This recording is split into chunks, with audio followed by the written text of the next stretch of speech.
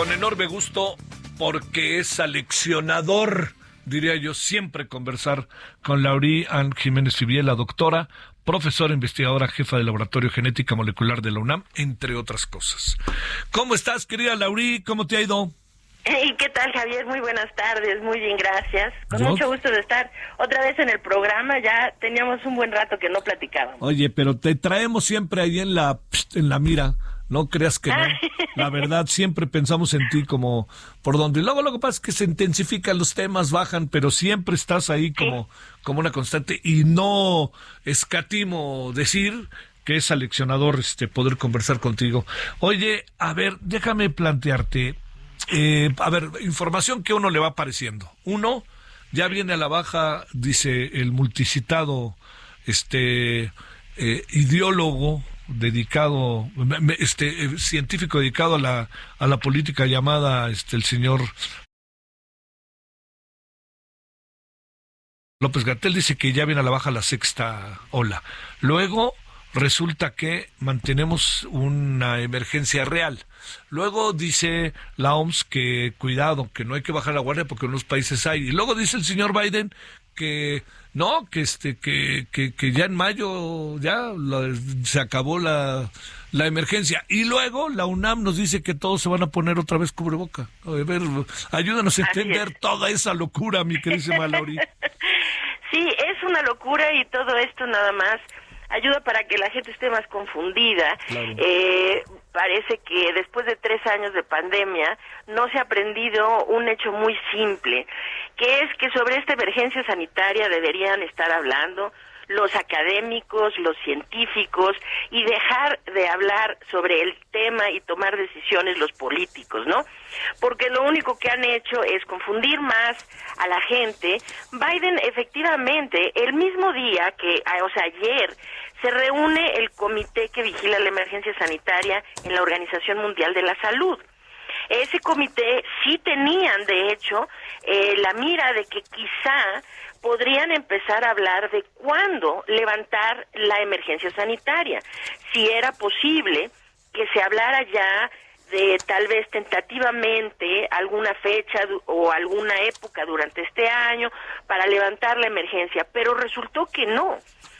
El comité dictaminó, por razones científicas que son realmente robustas y muy válidas, que simple y sencillamente no hay las condiciones todavía para levantar la emergencia sanitaria.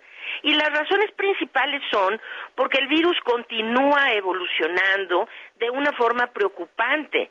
Y esto hoy por hoy se está dando, además de todo, en el contexto de que cada vez hay menos países que están haciendo una vigilancia adecuada y reportándola.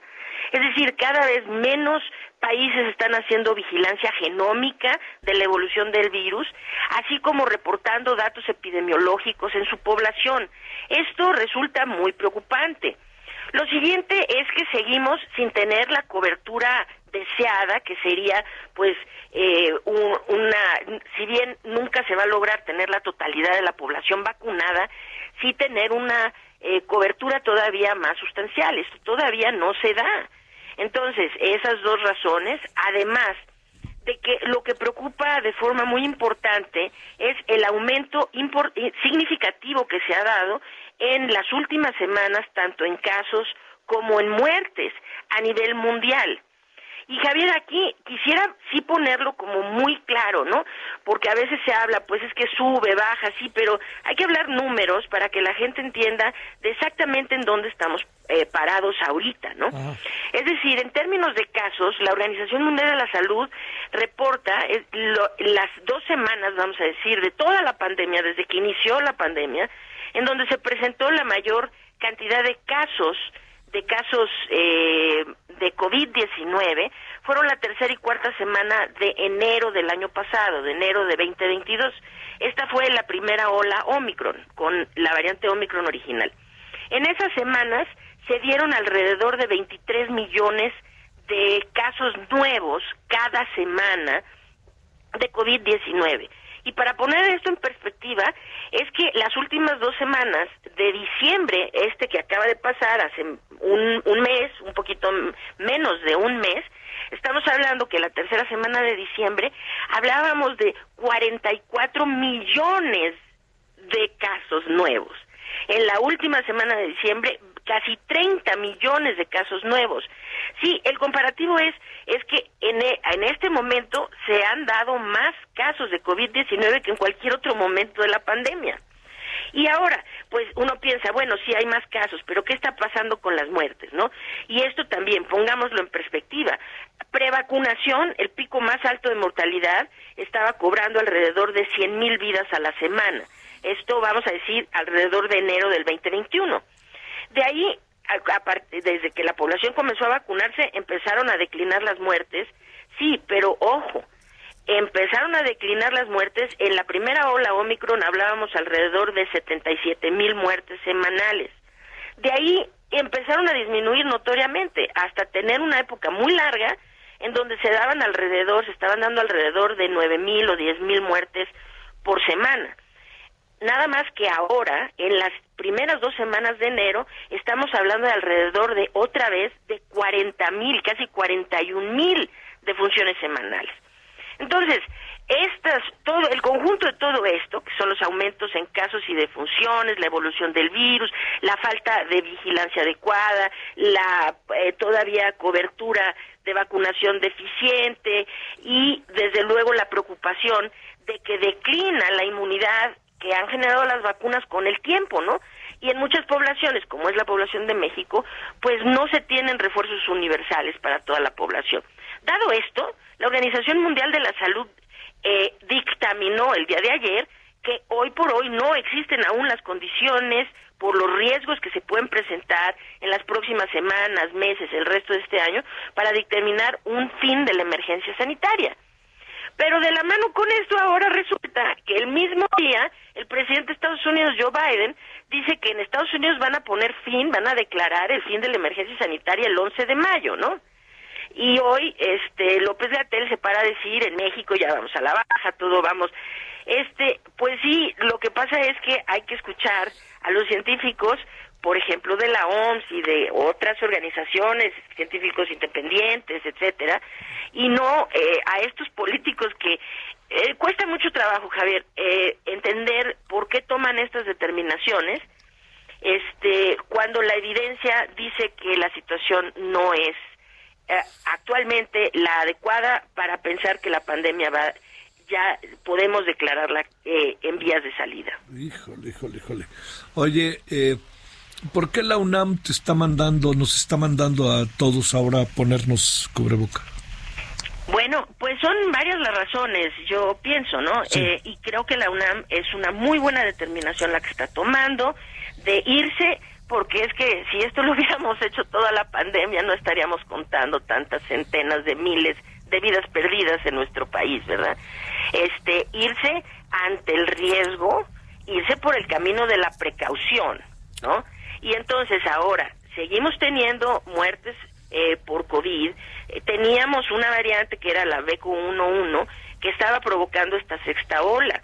Cuando dice vamos de salida, bueno, vamos y no, o sea, todavía hay 7 estados que continúan en una tendencia creciente de infecciones activas, ¿no? Uh-huh. Entre ellos Colima, Guerrero, Michoacán, Nayarit, Puebla, Tlaxcala, Zacatecas y otros, ¿no? Y ahorita pues se viene un cambio entre esta variante que estaba y otra que es la que le están llamando el Kraken, ¿no? La XBB1.5. Sí. Uh-huh. Entonces, no hay la certeza que en realidad esta ola se comporte como las anteriores, que simplemente disminuya y ahí quede, sino que sigue habiendo la posibilidad de que al momento que Kraken o esta XBB1.5 se comience a ser predominante, la ola no baje así rápido, sino que siga creciendo, a pesar de que hay indicios iniciales de que empezó a disminuir. Entonces yo creo que la UNAM es esto, un poquito ahorita está sonando mucho la situación de la gripe aviar, ¿no? Que hay el virus de influenza de la gripe aviar, parece que está teniendo una evolución que no nos favorece en términos de que ha brincado ahora a muchas especies de mamíferos. Y hay países que están tomando realmente medidas preventivas, ¿sí? Preventivas. Hoy por hoy no necesitamos todavía entrar en pánico ni nada por el estilo. No tenemos evidencias de que se esté transmitiendo entre seres humanos todavía. Pero el rumbo no es el más favorable y creo que en este momento la UNAM y otras instancias que están queriendo readoptar esta recomendación de utilizar los cubrebocas, particularmente en espacios cerrados, es muy adecuada porque ante el riesgo hay que irse por el camino de la precaución, ¿verdad? Sí. Y no confiarse en que no va a pasar nada y entonces después tenemos demasiadas muertes que no debieron haber ocurrido, ¿no? ¿Por qué supones que el señor Biden lanza una propuesta tan audaz en función de lo que ha pasado y tomando en cuenta que pues sí hay un alto nivel de vacunación en Estados Unidos, pero también hay un alto, también generó un poco de dudas la cuarta vacuna, etcétera? ¿Qué supones que pudo pasar? ¿Qué diagnóstico debe de tener de su país? No es una decisión que él tome, ¿no? Sí, yo creo que Biden tiene muchas presiones políticas en términos de rápido darle la vuelta a la página y decirle a su población, ya no pasa nada, ya no estamos en pandemia, esto ya se terminó. Tiene muchas presiones políticas porque hay una división realmente hoy por hoy muy importante entre su partido político y los republicanos en términos de cómo están, es decir, hay una división tan notoria que de hecho las estadísticas que se hacen, cuántos demócratas han muerto, ¿no? Cuánta gente que le va al Partido Demócrata ha muerto por COVID y cuántos republicanos sí. O cuántos han decidido sí vacunarse con esquemas completos y refuerzos y demás, separando quienes van por un partido y por otro, y se ve que, bueno, es que los republicanos tienen todo un asunto muy en contra del cubrebocas, de las medidas preventivas, de la vacunación y de todo esto, ¿no? Entonces, sin duda, la decisión es una decisión plenamente política, ¿no? Porque pues Biden está encabezando el país que ha visto a más gente morir por COVID del planeta, ¿no? Digo, falta ver que China nos dé las estadísticas reales algún día, ¿no? Pero hoy por hoy las estadísticas que tenemos, estamos hablando en Estados Unidos, 1.1 millones de personas han muerto por COVID-19 en ese país, ¿no?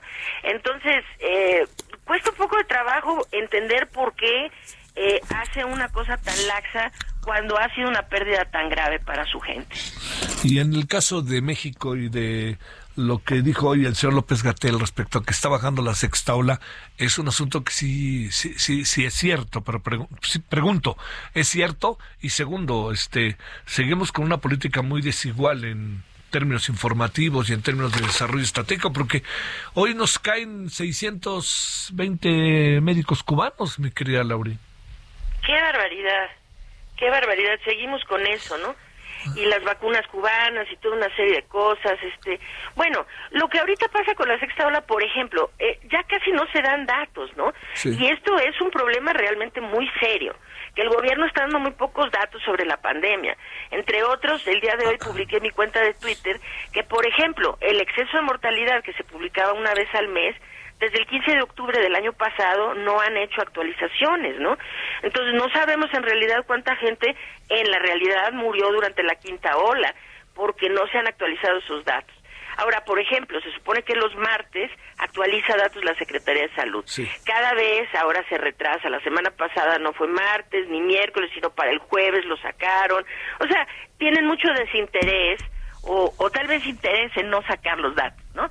Pero lo que sí podemos ver, y la gente que sigue haciendo los análisis de forma seria, como el doctor Arturo Erdely, como otras personas que tienen sitios y demás y ponen sus datos que hacen análisis serios, lo que estamos viendo es un comportamiento, si bien sí la tendencia parece ir bajando, es decir, los casos, sobre todo activos, van a la baja en estados importantes, como Ciudad de México, como el Estado de México, Jalisco, San Luis Potosí, sí, parece que va a la baja, pero por ejemplo, el Estado de Nuevo León parecía que iba a la baja y otra vez repuntó. Entonces sigue con tendencia al alza. Entonces, Hidalgo, Nuevo León, Oaxaca, Veracruz, Aguascalientes, Chiapas, es decir, todavía una buena parte de la República que no tiene una definición muy clara si efectivamente la tendencia ya va para abajo o si se está quedando arriba, porque esto es lo hemos podido anticipar por los cambios en la prevalencia de las variantes que están circulando en nuestra población. Y ojo con lo siguiente, lo que no tiene tendencia aún a la baja, y repito, no tenemos los datos de esta semana, tenemos solo hasta los datos de la semana anterior, ¿no? Pero con los datos de la semana anterior, las muertes seguían a la alza, es decir, no habían disminuido las muertes. Entonces, si bien podemos pensar que sí tal vez está teniendo una tendencia incipiente, inicial, a la baja, finalmente después de muchas semanas, no es momento de cualquier forma de relajarse. Es decir, no necesitamos estar en pánico continuo, ni tener miedo continuo, ni nada. Ya tenemos 3 años de pandemia. Creo que podemos manejar este asunto de una forma mucho mejor, ¿no? Si simple y sencillamente nos hacemos conciencia de que hay medidas preventivas que no es momento de levantar. Sí. Entre ellas, desde luego, el uso de cubrebocas, el tratar de evitar aglomeraciones, una serie de cosas que ya hemos repetido hasta el cansancio, ¿no? Entonces, esta es la situación actual en México, y desafortunadamente, Javier, creo que una de las peores noticias que tenemos aquí es que hay muy pocas, nuestra cobertura de vacunación sigue siendo muy deficiente, y hay demasiada gente, demasiados mexicanos que tuvieron su última dosis de vacuna hace 1 año o más, es decir, hace muchos meses o incluso 1 año o más, sí, y no han recibido los refuerzos, ya sea porque no quieren recibir la vacuna cubana, o porque simplemente en su localidad no se está ofreciendo, o por cualquier cantidad de razones. De ahí que creo que debemos seguir siendo muy cautelosos en este sentido y seguir el ejemplo de las instituciones que sí lo están haciendo bien, como la UNAM, por ejemplo, ¿no? De irse mejor por el principio de precaución y no con el descuido y la negligencia de decir, bueno, pues ya hay que dejar que las cosas fluyan y que pase lo que tenga que pasar, ¿no? Creo que es mejor seguir con esta actitud, si bien no de miedo, insisto, ni de pánico, ni nada por el estilo, sí con una actitud de responsabilidad hacia nosotros mismos y la gente que nos rodea. Te mando un gran saludo, Lauri, como siempre, y mi agradecimiento que estuviste con nosotros. Al contrario, Javier, siempre un placer estar en tu programa. Un abrazo fuerte. Gracias. 17